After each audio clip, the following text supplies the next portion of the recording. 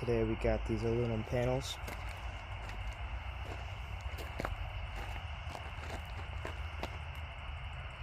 Been scrapping them for a little bit now.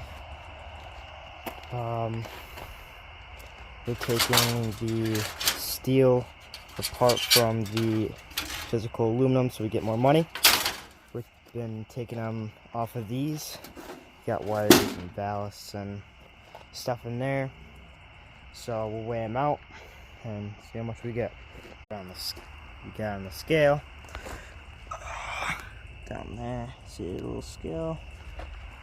Alright, we got about 53 kg. That's about 118 in pounds.